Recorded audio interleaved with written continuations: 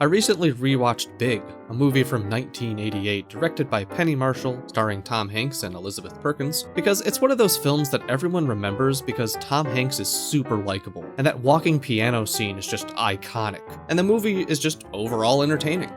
It's very strong in the setup, where Josh tries to impress this girl he likes, bragging about riding the roller coaster many times before, only to get turned away for not being tall enough. He makes a wish on the Zoltar machine to be big, and finds it's unplugged after granting his wish. He wakes up the next day in the body of a 30-year-old. Magic wishing machine. Yeah, that's plausible enough. When he tries to get help, he's confronted by his mother with a knife because she thinks that he's robbing the house and has kidnapped her son.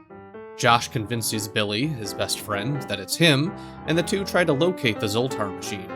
Josh, staying in a hotel, is upset by the murder noises of 80s-era New York City, which makes his mother's behavior much more understandable, and is later shown as character development when Josh can handle the death cries of someone shot dead on the street.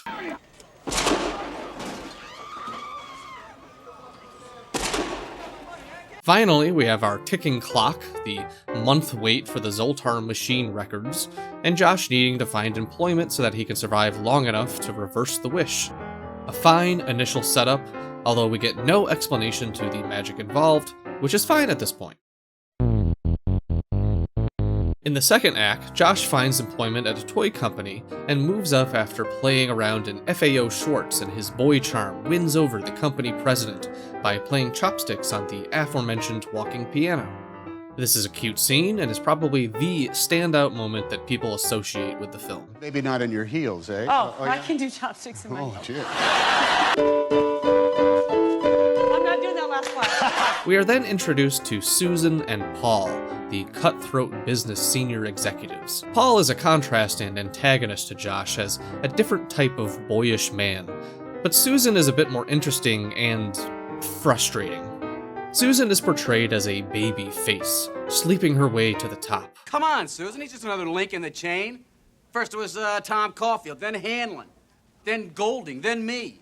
Josh is promoted to vice president after destroying Paul during his marketing pitch, and shows up in a gaudy suit to a business party where Susan decides to get involved with him. She's going the distance. She's going for speed. He's all alone in his time of need. Because she's racing and pacing and plotting the course. She's fighting and biting and riding on her horse. She's going the distance. Susan trying to sleep with Josh as a way for her to get closer to the top makes sense.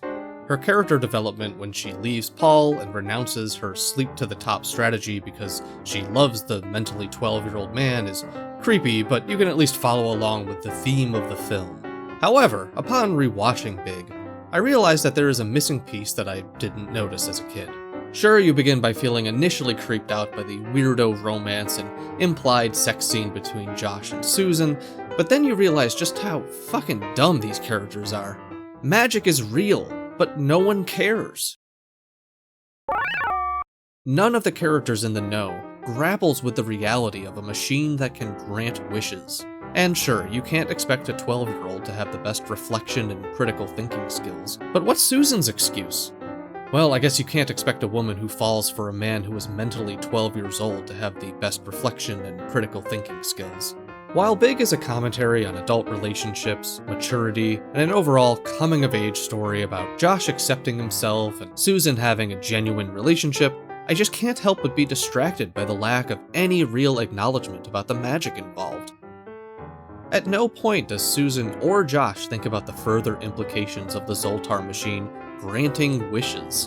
Both of them are rich executives, with Josh spending what must be thousands of dollars on arcade machines, vending machines, toys, but he doesn't use that power to find the Zoltar machine? Maybe Josh should have wished for a greater imagination so he can see the possibilities opened by the existence of a magic machine that can grant wishes. Give it to me. You better give it to me. You better. Look how big I am. Look how big I am. The closest we get to this is Josh suggesting that Susan could come with him near the end of the film. That wouldn't work out logistically unless she becomes an orphan or some shit.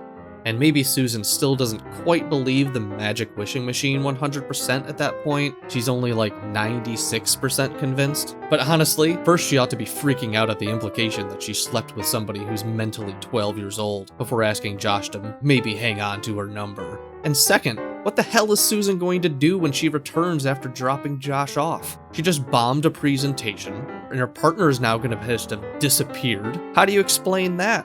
Her immediate move upon seeing Josh turn back into a kid should be to return to the Zoltar machine and take it home by whatever means necessary. Relapse that character development and burn out Speed pass through several red lights, causing a car accident. And what's Billy's excuse? He's a year older than Josh. So yeah, again, we can't expect a 13-year-old kid to have the best reflection and critical thinking skills, but it seems like he would have some wishes of his own.